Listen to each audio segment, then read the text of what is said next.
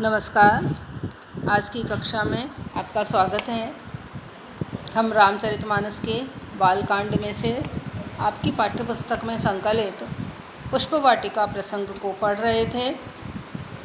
कल हमने पढ़ा कि पुष्प वाटिका में राम द्वारा सीता के प्रथम दर्शन के बाद उनका मन उनकी ओर आकर्षित सीता की ओर आकर्षित हो जाता है और इस आकर्षण का वे कारण नहीं जान पाते। इस आकर्षण से वे अपने आप को बड़ी अद्भुत सी अजीब सी स्थिति में पाते हैं कि मेरा मन किस प्रकार इस तरह किसी स्त्री की ओर आकर्षित हुआ है। इसी बात को वे अपने छोटे भाई लक्ष्मण से इस पद में कहते हैं। तात जनक तनया यह सोई, धनुष यज्ञ जहि कारण होई, पूजन गौरी सखी ले आई, करत प्रकाश फिरई फुलवाई। जासु बिलो की अलौकिक शोभा, सहज पुनीत मोर मन क्षोभा, सो सब कारण जान विधाता, फरकहि सुभग अंग सुनु भ्राता। रघुबंसिन कर सहज सुभाऊ, मनु कुपंथ पगु धरहि न काऊ, मोहि अतिशय प्रतीति मन केरी, जहि सपनेहु पर नारी न हेरी। जिनके लहै न रिपुरन पीठी, नहीं पावहीं परतिय मनु डीठी। मंगल लहै न जिनके नाही, ते नरवर थोरे जग माही। करत बतकहि अनुज सन, मन सिय रूप लुभान, मुख सरोज मकरंद छवि, करई मधुप इव पान। तो यहाँ पर सर्वप्रथम राम लक्ष्मण को सीता का परिचय देते हैं। देखिए चौपाई देखते हैं। तात जनक तनया यह सोई, धनुष यज्ञ जहि कारण होई, पूजन गौरी सखी ले आई, करत प्रकाश फिरई फुलवाई। अपने अलौकिक सौंदर्य के कारण माता सीता सभी सखियों में अपने आप ही पहचानी जाती हैं तथा उन्हें देखकर राम अपने छोटे भाई लक्ष्मण से कहते हैं कि सुनो, यह जनक की पुत्री सीता हैं, जिनके कारण की धनुष यज्ञ जही कारण हुई, जिनके लिए यह धनुष यज्ञ हो रहा है, अर्थात जिनके स्वयंवर के लिए धनुष यज्ञ हो रहा है, यह वही सीता है। पूजन गौरी सखी ले आई, करत प्रकाश फिरई फुलवाई। माँ गौरी की पूजा करने के लिए इनकी जो सखियाँ हैं वे इनको यहाँ लेकर के आई हैं और अब ये इस फुलवारी में, इस वाटिका में, इस उपवन में आकर के ऐसा लगता है कि मानो अपने सौंदर्य के द्वारा प्रकाश फैला रही हों। ये जहाँ जहाँ भी जाती हैं, करत प्रकाश फिरई फुलवाई, ये जहाँ जहाँ भी जाती हैं वहाँ वहाँ प्रकाश हो जाता है। जासु बिलो की अलौकिक शोभा, सहज पुनीत मोर मन क्षोभा, सो सब कारण जान विधाता, फरकहि सुभद अंग सुनु भ्राता। जिन्हें देखकर, अर्थात जिन राजकुमारी को, सीता को देखकर, उनके अलौकिक शोभा को देख करके मेरा मन जो कि सहज ही पुनीत है, अर्थात उनके द्वारा अपने मन को पवित्र करने के लिए किसी प्रकार का प्रयास नहीं करना पड़ता, बल्कि वो स्वभावतः ही वह पवित्र है। उस मेरे पवित्र मन में भी पता नहीं कैसे क्षोभ उत्पन्न हो गया है। क्षोभ उत्पन्न हो गया है कहने का आशय दुख उत्पन्न होने से नहीं है, यहाँ पर क्षोभ उत्पन्न होने से आशय यह है कि पता नहीं मेरा पवित्र मन किसी राजकुमारी की ओर आकर्षित किस प्रकार हो रहा है। सो सब कारण जान विधाता, फरकहि सुभद अंग सुनु भ्राता।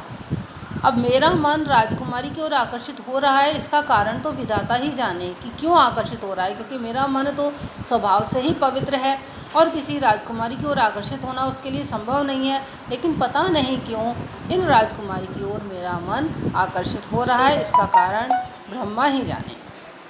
फरकहि सुभद अंग सुनु भ्राता, और हे भाई सुनो, पता नहीं क्यों मेरे जो दाहिने अंग हैं वे भी फड़क रहे हैं। ऐसा माना जाता है कि पुरुषों के दाहिने अंग का फड़कना शुभ होता है, तो यहाँ पर भी राम बताते हैं कि मेरे दाहिने अंग फड़क रहे हैं। रघुबंसिन कर सहज सुभाऊ, मनु कुपंथ पगु धरहि न काऊ, मोहि अतिशय प्रतीति मन केरी, जहि सपनेहु पर नारी न हेरी। आगे वे अपने भाई लक्ष्मण को बताते हैं कि रघुवंशियों का यह स्वभाव है कि उनका मन कभी भी गलत रास्ते पर नहीं जाता है। यानी मेरा जो राजकुमारी की ओर आकर्षण हो रहा है, यह क्यों हो रहा है यह मैं समझ नहीं पा रहा हूँ, लेकिन हाँ इतना तो है कि हम रघुवंशियों का मन कभी भी गलत मार्ग पर नहीं जाता है। मोहि अतिशय प्रतीति मन केरी, जहि सपने हो पर नारी नहेरी। पता नहीं क्यों मेरे मन में अत्यंत प्रेम राजकुमारी की ओर उत्पन्न हो रहा है, लेकिन हम रघुवंशियों का यह स्वभाव है कि हम रघुवंशियों ने कभी भी सपने में भी किसी पराई स्त्री की ओर नहीं देखा है। लेकिन पता नहीं क्यों अब ऐसा हो रहा है कि मेरा मन राजकुमारी सीता की ओर आकर्षित हो रहा है। जिनके लहई न रिपुरन पीठी, नहीं पावहीं परतीय मनु डीठी।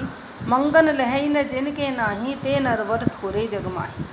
अपने रघुवंशियों के बारे में बताते हुए राम अपने भाई लक्ष्मण से कहते हैं कि जिनके लहई न रिपुरन पीठी, जिन रघुवंशियों की पीठ को कभी भी शत्रुओं ने रण में नहीं देखा, अर्थात कभी भी रघुवंशी युद्ध स्थल में पीठ दिखा करके नहीं भागे। नहीं पावहीं परतीय मनु डीठी, और किसी स्त्री की ओर आकर्षित होना तो बहुत दूर है, किसी स्त्री ने भी आज तक कभी किसी रघुवंशी की दृष्टि अपनी ओर खींचने में सफल नहीं हो पाई है। कोई भी स्त्री रघुवंशियों की दृष्टि अपनी ओर खींच पाई हो, ऐसा नहीं हुआ है। मंगन लहई न जिनके नाही, ते नरवर थोरे जगमाही। और अपने वंश के बारे में ही बताते हुए वे कहते हैं कि जहाँ एक ओर रण में कभी रघुवंशी पीठ नहीं दिखाते तथा उनके मन की भावना इतनी पवित्र होती है कि कोई स्त्री कैसी भी हो, लेकिन वह उनकी दृष्टि को अपनी ओर आकर्षित करने में कभी भी समर्थ नहीं हो सकती। और आगे वे बताते हैं कि जिनके द्वार से कभी भी किसी भिखारी को ना सुनने की आदत नहीं, अर्थात जो भी कोई द्वार पर आ गया है याचक, उस याचक को निश्चित रूप से रघुवंशी भिक्षा देंगे ही देंगे। ते नरवर थोरे जगमाही। इस तरह का जो हमारा स्वभाव है, इस तरह की जो हमारी प्रतिज्ञाएं हैं, ऐसे नर, ऐसे व्यक्ति इस संसार में बहुत कम होते हैं और उन कम लोगों में ही रघुवंशियों की गिनती है। अर्थात रघुवंशी ऐसे होते हैं और ऐसे व्यक्ति इस धरती पर बहुत कम होते हैं। हम रघुवंशियों का स्वभाव इसी प्रकार का है। करत बत कहीं अनुज सन, मन सिय रूप लुभान। मुख सरोज मकरंद छवि, करई मधुप एव पान। इस तरह राम अपने छोटे भाई अनुज यानी छोटे भाई लक्ष्मण के साथ बात करते हैं। बात तो वे लक्ष्मण से कर रहे हैं, किंतु वे उनका जो मन है वह सीता की ओर पूर्ण रूप से आकर्षित हो रहा है और उनके जो रूप है उसके प्रति वह लोभ से भरा हुआ है। और ऐसा लगता है कि मानो वे मन ही मन, जो सीता का मुख है वह कमल के समान है तथा उनका मन भ्रमर के समान है और उनका मन सीता के मुख पर जाकर के जैसे भ्रमर कमल के मकरंद का पान करता है, उसी तरह से उनका मन वहीं पर सीता की ओर आकर्षित होकर के वहीं पर पहुंच गया है तथा उनके सौंदर्य, अलौकिक सौंदर्य के रस का पान कर रहा है। तो यहाँ पर जो राम है अपने छोटे भाई लक्ष्मण को सीता के सौंदर्य के बारे में बताते हैं, इसके साथ ही वे अपने मन की जो स्थिति है उसके बारे में बताते हैं कि पता नहीं क्यों राजकुमारी सीता को देखकर मेरा मन अपने जो सहज स्वभाव है उसके विपरीत उस ओर आकर्षित हो रहा है। इसके पीछे क्या कारण है यह तो ब्रह्मा ही जाने। और इस तरह सीता के सौंदर्य का वर्णन वे कर रहे हैं। यहाँ पर राम को एक धीरोदात्त नायक के रूप में प्रस्तुत किया गया है।